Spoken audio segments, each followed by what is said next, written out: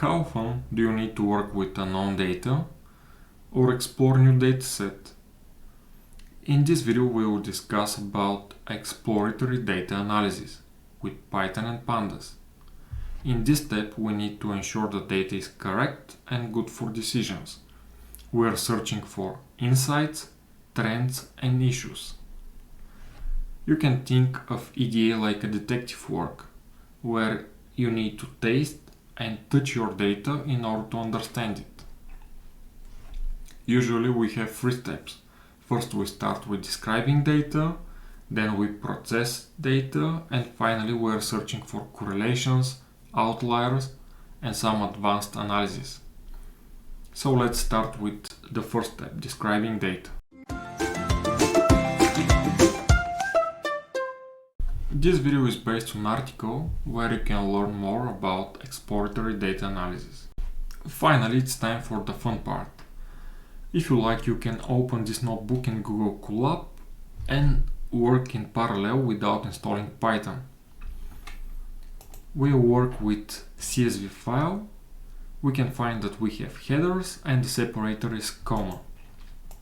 First we need to import few Python libraries needed for the EDA, and then we're going to read the CSV file. We can provide remote or local path.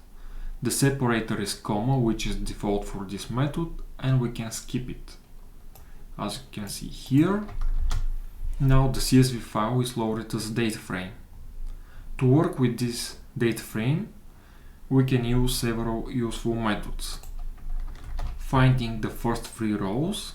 Right now we can see the columns or the headers of the CSV file, the index and the values. From this we can't see a lot of things. We can see what are the columns and most probably some of the values. To get some random values we can use sample. We are lucky right now and we can see that we have no Latin symbols in recipe title and description. And this is pretty useful for further analysis. Most probably we need to remove them. df is going to return the data frame variable, and we will see the first 5 and last 5 rows from this data frame. And dimension, we can see that we have 8000 rows and 16 columns. We can use .t to transpose columns to rows. And this is very useful when you have plenty of columns and you don't want to slide or miss some of the columns because they are going to be hidden if you have plenty of columns. So our initial findings are that dataset has header column, separator is comma, none represents the missing values, which we didn't see, but if you're lucky enough and repeat enough time, maybe you'll get this. And we have two columns with nested data, ingredients and also tax. How we found that? We found that because we have pipes, meaning that most probably we need to expand this data in order to analyze it further. And also maybe you can see that for prep time and cook time we have number followed by string. So maybe we need to do something in order to analyze this data. Next, let's speak about columns and indexes. To find their values we can use .shape, which is an attribute, and that's why we don't have parentheses. We have 8000 rows and 16 columns. To get column names we can use .columns, and right now we can see all column names for this data frame and CSV file. With info parentheses because method we can find data types for each column. For example, we have integer column, vote count, and float, rating. And as we can saw, most probably we need to convert those two to numeric columns, because right now they are stored as string and we cannot analyze them.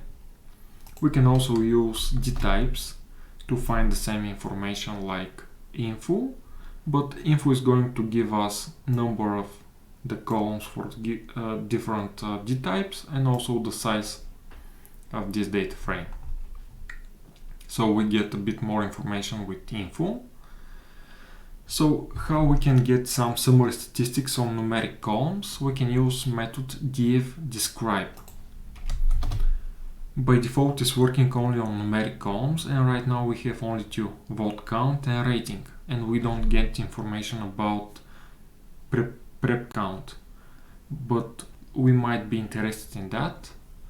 We will see later how to get this information. For now we can see min, max, standard deviation, mean, count, and percentile or quartiles. You can find the insights here. For example, mean is close to 75%, which means that most probably we have some outliers. We can see that count is the same like the number of the rows, so we don't have missing values. And there is a big difference for vote count. Okay, if you like to repeat the same for non-numeric columns, we can use parameter include object. And right now we will get information for non-numeric columns, but it's a bit different, as you can see. We have count, unique, top, and frequency. And for some of those columns we can see that we have only one unique value, like record held, so we can skip them. Or if you have really huge data frame, you can remove them to save some memory. Next we'll work with a single column to inspect this column for some additional information. We can find number of unique values with n unique.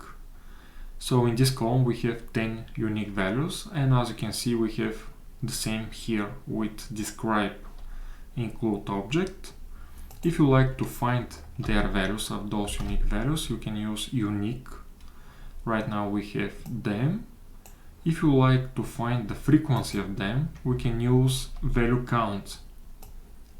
Providing drop NA is going to return none values from this column. As you can see here, we have 151 missing values in this column. The most common value is vegetarian, and the least frequent is sugar-free diet. To convert columns from string to numeric, in this case we need to replace the string, which is empty space m, with nothing. Then we can fill NA values with 0, and finally we can convert with s-type int. Right now we can treat these columns as numeric ones, and if we go back here we can see them that they are treated already as numeric, and we can find the percentile, the minimum, max, and standard deviation for both of them. Okay, so let's move on how we can expand the column. As we saw already, we have column which has pipes inside, and this is not very useful for data analysis. For example, let's say that we would like to find the most used ingredient. In order to do so, we can expand by using str or stir split method, split by pipe, and use expand, which is going to expand the information to a data frame. Otherwise we will get list of lists, and this is not really useful. Here we are dropping values, otherwise we will see plenty of columns, and this is the case because for some rows we have 40 ingredients, but for this sample we don't care about that, and we can find the most common ingredient again by expanding to new data frame, melting this data frame, and counting the value. So if you like to imagine all the steps, finally we can see the salt is the most frequent ingredient, but if you like to follow the process, first we are splitting. If we remote expand true, we have list which is not useful for us, so we need to use expand equal true. Method is going to convert all columns which we have above to rows with pairs variable and value, and then we're going to calculate the number of values found in this new data frame.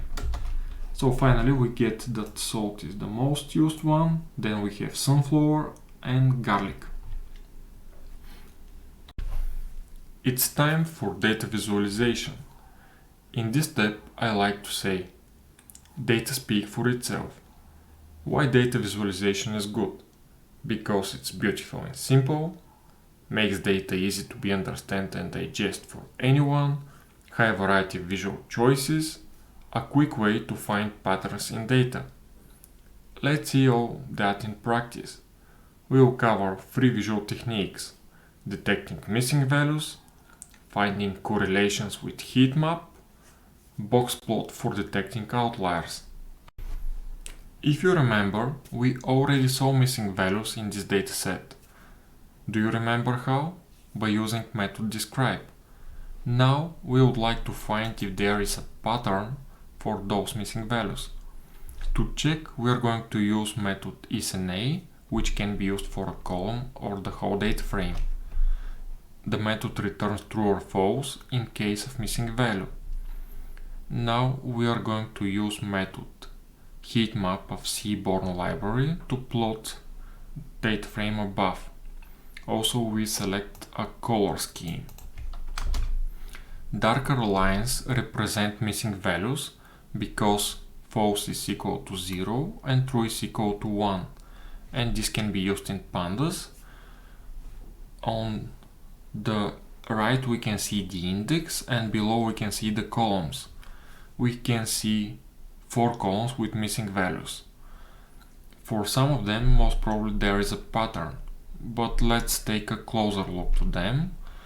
Now we're going to work with the last 3000 rows by using method tail,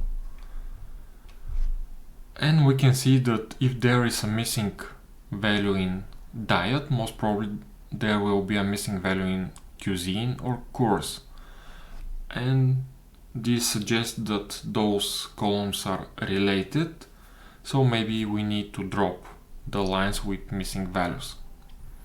So let's move to correlations. Again we are going to use Seaborn and heatmap to find correlations between numerical columns. As you remember, we already converted prep time and cook time in order to analyze them. Now we're going to use method correlation. If you like to find more for this method, you can use Shift and Tab and get more information for it.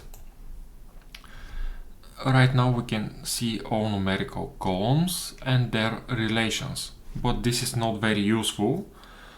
Much better way to represent this is by using heatmap.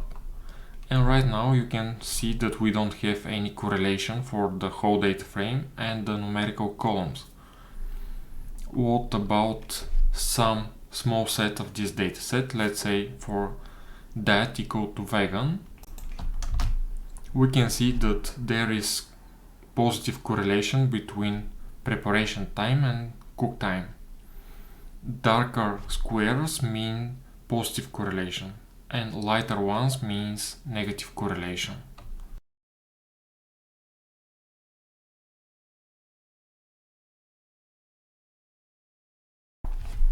And finally, let's check for outliers.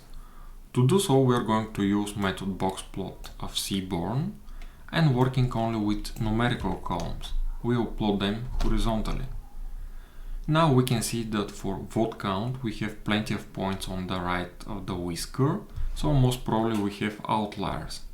For the other columns it's difficult to guess because the scale is very different and we need to normalize this data. If you're interested in this, we can do separate video on that. Please do ask in the comments. And let's see how boxplot works and what parts it has. It has box, which is the blue or the orange one here, and we have two whiskers, left and right. Usually the left one is the minimum value, as you can see here it's 0, and also the right one is the maximum value. You can see here we have 20 and here we have 20. But for cook time we have different whisker, it's not the maximum value. This is because it's calculated based on formula.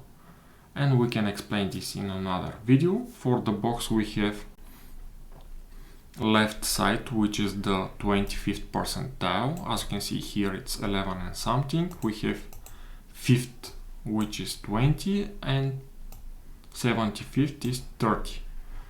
And for prep time, the middle one and the left coincide.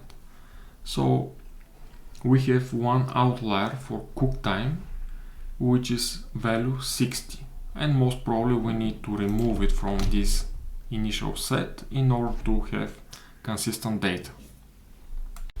You can use the article as a quick reference for exploratory data analysis. We plan part 2, where we will cover Python libraries for EDA, and also if you like to have some topic there explained in more details, please do suggest in the comment section below. Thank you for watching and see you in part 2.